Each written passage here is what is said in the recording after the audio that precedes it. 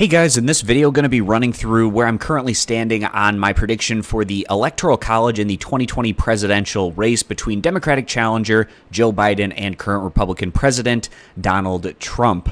I'm going to be going through all 50 states plus the District of Columbia, and the areas that aren't expected to be as competitive I'll fill out more quickly than the states that deserve a bit more in the way of discussion. But lately, things have really been looking good for Joe Biden, especially after the first debate between Biden and Trump. Going over to Real Clear Politics and taking a look at the national polls that have come out over the past couple of days, and it's been a trend that's been going towards Joe Biden. We can see here, since the October polls have been coming out, we have Biden plus 16, Biden plus 10, Biden plus 8, and another Biden plus 10. And we take a look at the polling average, and Biden pulling away a little bit right now, where he has about a 9-point lead over Donald Trump. And with how things have been trending, it's definitely looking very good for Biden. And a lot of people are going to say, well, Hillary Clinton was ahead in the national polls back in 2016, and Trump was able to pull out the victory.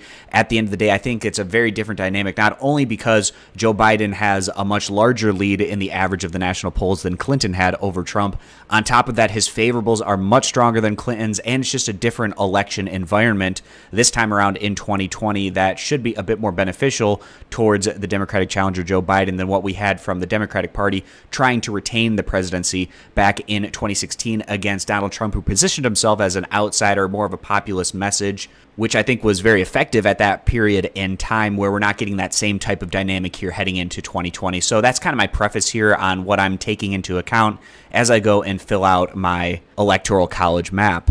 All right, guys, so in this one, I'm just going to be starting out west, kind of working my way back east, and then more so spending a bit more time on the areas that are going to be a bit more competitive. So starting out in the state of Hawaii, one of the most consistently blue areas, very strong for the Democratic Party, as well as California, Oregon, and Washington there out on the West Coast. And going up to Alaska, the polls have actually been extremely competitive between Biden and Trump. I think this could actually be a relatively competitive result. Still going to be giving a slight lean over to Trump, but things getting a bit more competitive in Alaska than one might have expected within the past couple of months. And states that are kind of similar to Alaska that I think could be a bit more interesting than people might have thought going into this election process are going to be states like Utah, which I give a lean over to Trump, as well as a state like Montana, Kansas, Missouri, some of these plain states going into the Northern Rockies as well, that I think could be a little bit more competitive, but still giving the edge to Trump would be some of these states.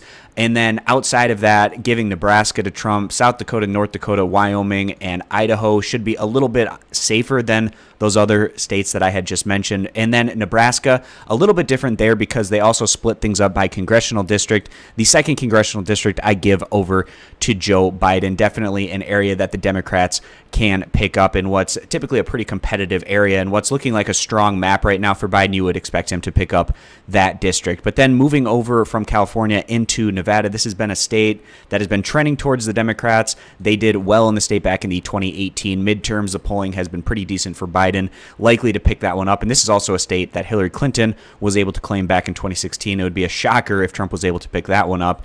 And kind of in this region of the country, we've been getting a trend towards the Democratic Party, and some of that has to do with the demographic shifts that we're seeing, and that's likely to play an impact here in the state like Arizona, which I also feel is going to go over to Joe Biden. And this is also a potential Senate pickup for the Democrats, looking pretty good. And then also New Mexico and Colorado going over to Joe Biden. New Mexico, Colorado, and Nevada going to Clinton back in 2016, whereas Arizona was competitive but still went to Donald Trump. I think that changes this time around, not just with the 4 additional years of demographic shifts, but also what we're seeing in the polls is the fact that Joe Biden is consistently doing better with older voters than what we saw from Hillary Clinton in 2016 against Donald Trump. And in particular, I think that helps him greatly in a state like Arizona. But on top of that, another battleground state that I think this has a big positive impact potentially for Joe Biden is a state like Florida. Obama was able to pick up Florida back in 2008 and 2012. It shifted over to Trump in 2016. I think it's going to be really close, which we always expect from Florida in presidential races. But I think the edge that Biden is having with those older voters is enough to get him across the finish line and pick up Florida in a very close competitive result. So going back to the plain states here, Oklahoma, still safe, likely for Donald Trump, as well as Arkansas. Going into the southeastern states, this is also an area where Trump should do very well, picking up Mississippi, Alabama, Tennessee, also Kentucky, West Virginia, Indiana. You would expect those to continue to stay red. Louisiana, also likely to go red, maybe could be somewhat a bit more competitive than people are expecting, as well as a state like South Carolina. In these southeastern states, minus Georgia, which is expected to be extremely close and competitive, the next tier over would probably be South Carolina and Louisiana in terms of maybe being somewhat interesting, but you'd still expect them to go to Trump, whereas states like Mississippi and Alabama, you would expect to be a more comfortable margin of victory for the incumbent president. All right, guys, now I'm going to shift over up into the Northeast and then kind of work my way into some of these more competitive results that we're expecting to decide this election. So going up into the state of Maine, I expect this to be blue across the board, even the 2nd Congressional District. Of course, the 2nd Congressional District was a congressional flip in the 2018 midterms, and I would expect Biden to kind of continue on with this momentum that we've seen from the Democrats in that district with those midterm results and also with ranked choice voting being counted here in this presidential 2020 situation. That's the only interesting result likely to come out of Maine would be that 2nd Congressional District, whereas the statewide and 1st Congressional District are going to be safe for Joe Biden. Moving over to New Hampshire, I also expect this one to be in Joe Biden's corner. Clinton won in a very close race in the state back in 2016. You'd expect Biden to pick that one up and by a bit more of a margin that we saw in 2016. Also, Vermont, a very blue state, as well as Massachusetts, Rhode Island, Connecticut, New York, New Jersey, Delaware, Maryland, the District of Columbia. And then taking a look at the Midwest here, Illinois likely to be very safe for Joe Biden, whereas the rest of the states have a bit more of a conversation to be had. Also, Virginia, this is a state that was more so over to the Republicans not all that long ago, but it's been trending towards the Democrats. We've been seeing some big gains from the Democratic Party in Virginia in recent election cycles. You would expect them to continue to pick that one up. And with these states that I have remaining, I want to start with the area where the election was decided back in 2016, where I think things have changed quite significantly since that point in time. And we saw a glimpse of this in the 2018 midterms, where the Democrats had a tremendous amount of success in the statewide races for the Senate, as well as governorships in areas like Minnesota, Wisconsin, Michigan, and Pennsylvania. In 2016, Trump was able to win Wisconsin, Michigan, and Pennsylvania by very slim margins, where he lost Minnesota by a very slim margin. But that's essentially where the election was decided. And I think this is a clean sweep for Biden across the board and should be enough to get him to the finish line, to the 270 electoral votes needed to win the presidency. But then going on from there, we have a handful of states left. North Carolina has a competitive Senate race, which could be a potential flip for the Democratic Party. It's also likely to be relatively close on the presidential level. I think, based on the data that we're seeing, you would give this one as just a little bit of an advantage over to the Democrats at this point in time. The state of Georgia was actually relatively close, probably closer than what a lot of people might have expected back in 2016, where Clinton lost to Trump by around 5 or so percentage points. This is a state where the demographics are helping the Democratic Party, as well as the population center in and around the metropolitan area of Atlanta has been shifting towards the Democrats, which is making this a more competitive state. There has been a large effort for the Democrats to get out the vote in the state because they know it can be very competitive, and not only on the presidential level, but the 2 Senate races, which are also likely to be fairly competitive. I actually think Georgia is able to flip over to the Democrats this time around.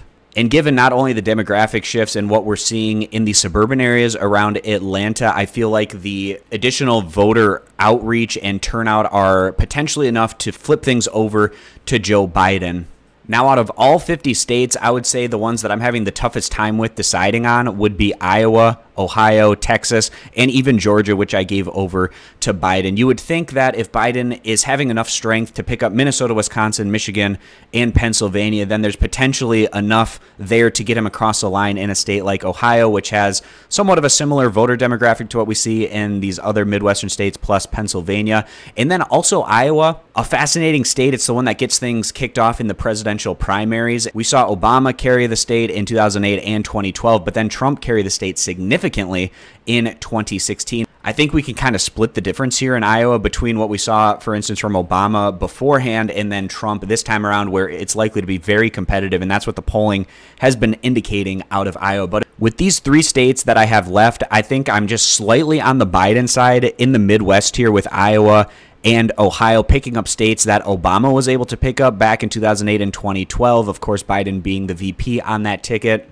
I think he's made enough inroads in these Midwestern states to get over the line in a very competitive result in those two states. Whereas Texas, I'm still giving as a slight one over to the Republicans and Donald Trump, but I would not be surprised if this was flipped the other way around, where Biden was able to pick up Texas and Trump was able to pick up Iowa and Ohio. And the reasoning for that would be, again, the demographic shifts here in the Southwest are helping the Democratic Party. And also there's less of a defeatist mentality for the Democrats in Texas statewide, because we saw in 2018 how Beto O'Rourke was so close and competitive, challenging the incumbent Republican Ted Cruz. Now Democrats know that they can make things competitive statewide, so there's a bit more of an incentive to go out there and vote to potentially have a close result in these elections. Whereas here in the Midwest, in election cycles, we've seen those white working class voters being a little bit more so maybe shifting over to the Republican Party as opposed to the Democrats, which have made things a little bit tougher at times for the Democratic Party in some of these areas. But that's where I currently stand on the presidential election. I think Joe Biden has a very strong chance to go on and win this thing. It's not completely impossible for Trump to surprise down the stretch over this next month, but based on how things have been going,